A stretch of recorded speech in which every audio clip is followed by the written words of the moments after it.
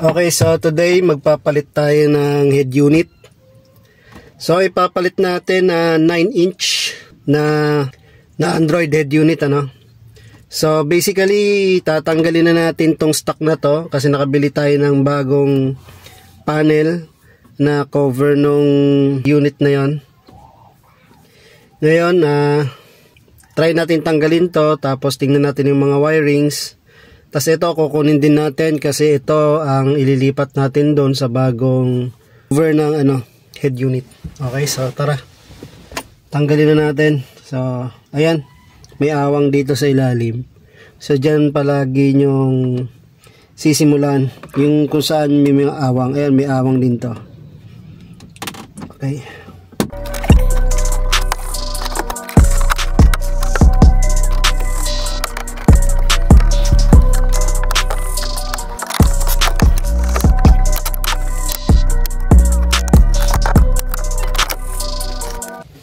Okay, so natanggal na natin to, no?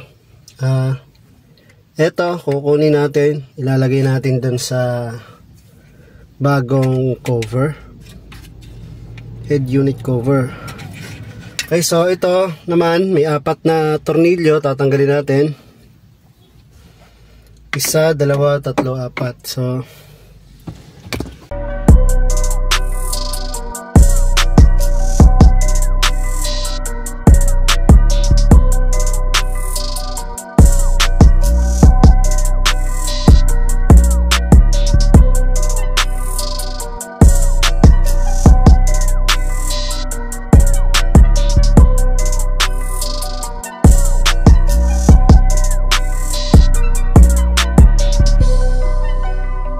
okay, so ito yung original ng Toyota, no?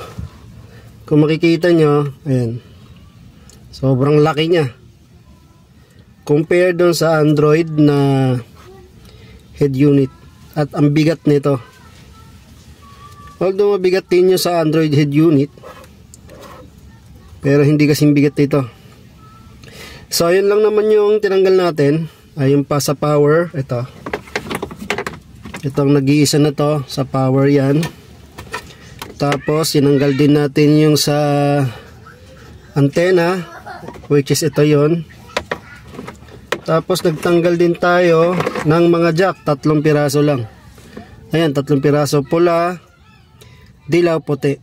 So ito lang yun. Dito walang nakalagay dito GPS, wala. So tayo may GPS tayo ngayon dun sa bagong head unit natin. Powered ng GPS yon, kahit offline, kahit walang load, okay lang. Ayun, so tanggalin na natin to, tapos tingnan natin yung sa Android head unit. So ito nga pala yung sa natin, Android head unit. Mabigat din siya, pero hindi kasing bigat nun, sobrang bigat yung isang yun.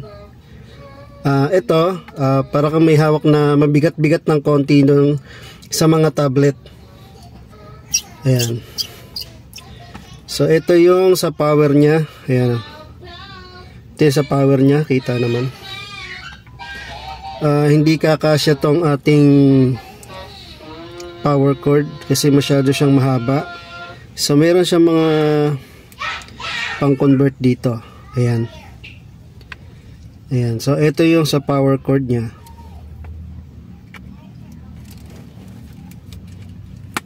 Ayan. So dito na tayo magko-connect sa hanapin natin to, nakakasya rito. Okay, so yung nangyari, magre-rewire tayo dahil yung connector is iba doon sa connection na to. So hindi natin to magagamit. Ang magagamit natin is yung isa. Ito pa. Meron pang isa, ito. Ayan wala siyang mount katulad nito. Ang mangyayari, manual tayong magbabalat ng wire, tapos i-connect natin 1 by 1. So ang hahanapin lang naman natin dito para mag-power up tong head unit natin is yung positive, negative, at saka accessories. Okay? So by color lang naman yan. Standard color din naman yan na nandito. Pero para mas maganda, check nyo pa rin sa tester nyo or sa test light. Ganun lang naman kadali yun. After nyong connect yung mga power lines, Next nyo naman is yung sa mga speaker. Okay? So sa mga speaker, may color din naman yan. May color guide. Tapos pag binaklas nyo yung harness nung stock na mga wire, merong mga pangalan yan. Ayan, ito P-center. Ito naman may reverse. Tapos pag binuksan nyo pa to, meron dyan, may mga pangalan din yung mga wire na yan. So hindi kayo maliligaw, madali lang yan. Dito lang tayo nagkaroon ng aberya sa isang connector na to. Akala ko isasalpak na lang. So nung tinanggal natin dito, iba yung mga ngipin So binalik ko na lang para maganda pa rin siyang tingnan. Tapos dito na lang tayo magtatap. Tap lang tayo, tap. Di na natin puputulin yan, tap na lang. Okay? So ayusin na lang natin yung pagkakatap. Tapos ito may reverse dito. So dito tayo connect ng reverse. Ayan. Reverse. So hindi na tayo mahihirapan. Kasi mayroon din tayong kasamang back camera. Pag magre-reverse tayo, may kasama tayong back camera. Magandang klase itong camera na to. Okay, so hindi siya katulad ng mga pipitsuging camera lang. Tapos meron din pala tayong GPS. Kahit naka-offline tayo, wala tayong load, may offline GPS siya. So ikakabit din natin yan doon. Nandun din yan. Tapos ito nga pala yung So dahil itong stock natin, siyempre sobrang liit niyan. Malaki tong ating 9-inch kasi. So ayan, kita naman hindi kakasya. Ayan. Kahit na anong pilit mo, hindi magkakasya yan. Dahil sobrang laki nitong 9-inch. Kasi ayan. Kung makikita mo talagang lagpas, hindi kakasya. So bumili tayo ng bagong head unit cover, frame, or kung ano pang tawag dyan. So ito yung nabili natin. Black na siya. So ayan, sok na sok siya dito. Ayan. Isipin mo yan, ang ganda. Diba? Tapos isipin mo, nakasalpak na yan dyan. Lagyan na natin ng screw para hindi na siya nahuhulog-hulog. May mga kasama ring screw yan. 4 lang naman ikakabit mo, pero yung kasamang screw nung frame is 6. Pero 4 lang naman ang kailangan mo ikabit. Ayan, so ayan, nakabit na natin yung head unit 2D head unit dito sa ating head unit frame na bago. Dalawa yan bago. So isusukat muna natin, pasok muna natin lahat ng wire. Tingnan muna natin yung magiging resulta. Kung maganda. Guwapo. Ang ganda, laki pwede nang manood. Diba? So ang gagawin muna natin ngayon, hindi muna natin papahirapan sarili natin. Positive, negative, accessories, tapos connection ng wires, yun lang muna gagawin natin ngayon. Gagawa na lang natin ng isa pang video, follow-up video part 2, yung pagkonekta ng rear camera, reverse. Isi-separate din natin yung pagkabit natin ng GPS. Okay? At saka yung sa radio antenna. Okay? Kasi marami mga babaklasin doon. Pero sa antenna yata wala na masyado, pero gagawin pa rin natin. Para meron siyang part 1, part 2, part 3, part 4. Okay, so ayan na. Naisukat na natin. So tara na, mag-wiring na tayo.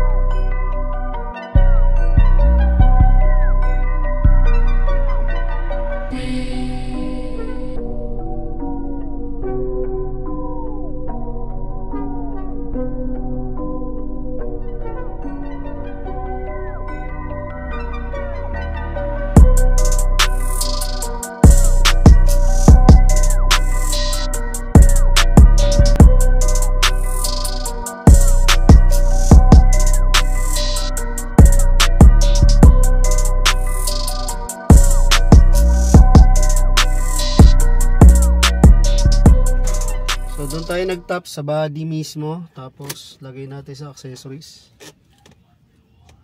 Meron. Yan, meron. Yan, tong pula. Meron, naka-on yan, naka-on. Tapos itong dilaw, meron. So, pag naka-accessories, meron yung pula. Yung dilaw, meron din. So, hindi ko alam bakit, pero parehas meron. So, magtatap na lang tayo dun sa pula. Pula, accessories dito, sa pula. Tapos, dilaw, dun sa dilaw. Tapos, ground, dun sa itim. Okay? So, tap lang muna natin yung tatlong yan. Pag natap na natin yung tatlong yan, try nating on. Ang pakay lang naman natin dito, makuha natin yung accessories, positive, negative. Ayan. So, ito lang ang tatlong kailangan nating makuha dyan. The rest, ayan na. Susunod na natin. Ayan. So, try natin.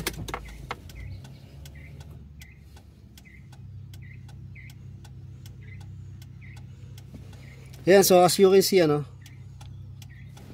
Oops. Ayan, nag-on na siya. Okay, so may power na siya. Okay na. So, isusunod naman natin ngayon yung connection ng mga speaker. After nun, pahinga muna natin, tas gawa natin ng video. So, meron pa siyang cover. Hindi ko pa inaalis.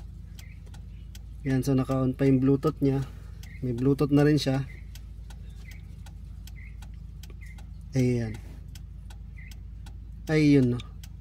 Kita mo naman yan. Ang ganda. It's very nice.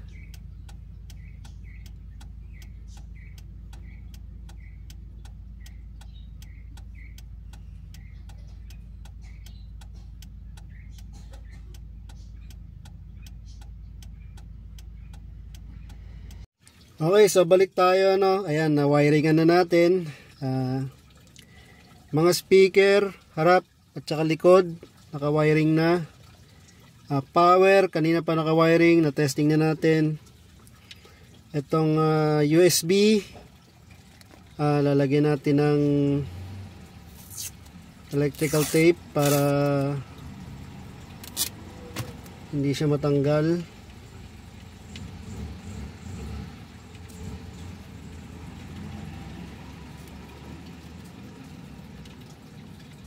Yan. Actually, dalawa yung USB, dalawa yung connection. So, itong isa, kinabit ko na yung sa extension, ito. Tapos yung isa, pinagapan ko. Tapos, yung mga output, input, aux, video, andito na rin. Try muna natin. Ayun, hindi agad, oh. Ang galing, oh. Hanap tayo na ng USB. Ikakabit natin dito. Tapos try natin magpatugtog. Kasi kahit i-click natin yung music, wala ring... meron. Ayan, tumutunog. Meron siyang tugtog. Ito yung may volume dito.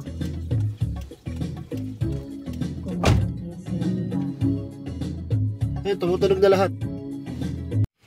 Ayun, so guys, ngayon naman, ang gagawin natin, ililipat natin yung, anong tawag dito? Hindi ko kasi alam tawag dito. Dati alam ko tawag na ito, nalimutan ko lang kung anong tawag din eh. So, ikakabit natin to ngayon. Okay?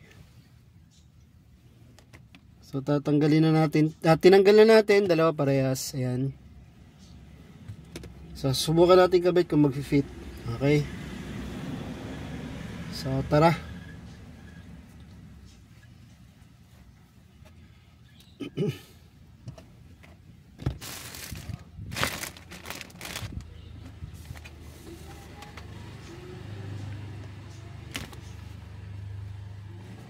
Tatanggalin muna natin to. Yung head unit natin, tatanggalin natin.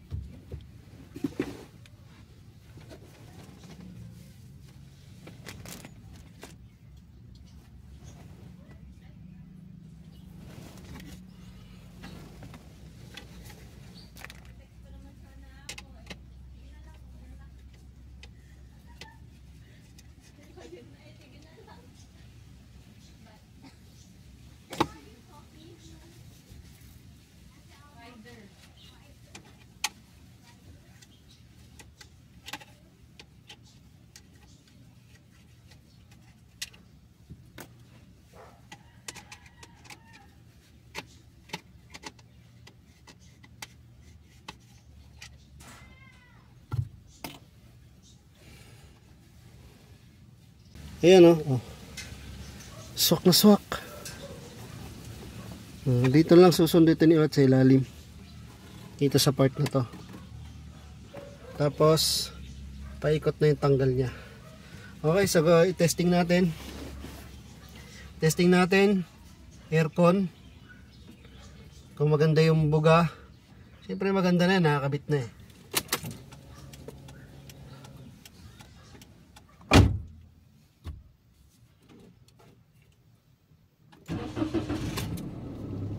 Ayan, so naka-start na tayo.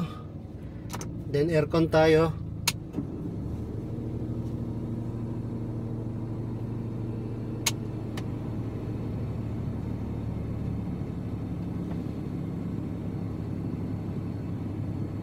So accurate na yung buga niya, okay na. Tapos yung Android natin starting. Ayan. Tanggalin na rin siguro natin tong ano. Wag na. Wag na muna natin tanggalin para yung lahat ng gasgas na matatamo niya sa kanya muna. Okay. So ayan na, music tayo.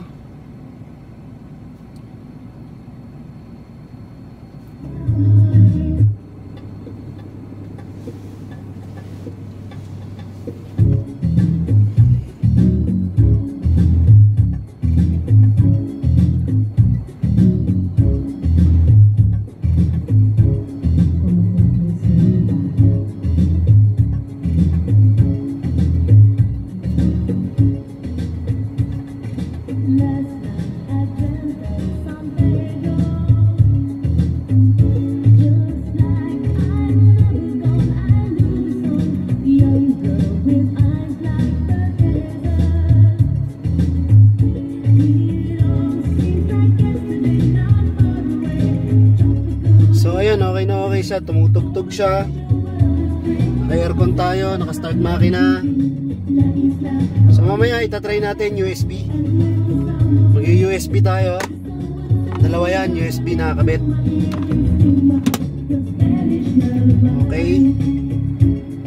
So yan ang isa sa mga in-upgrade natin, head unit. Android na siya. Maganda na rin siya kasi may GPS. So hanggang dito na lang muna guys. At magte-testing ako ngayon ng Bluetooth. Okay, so thank you.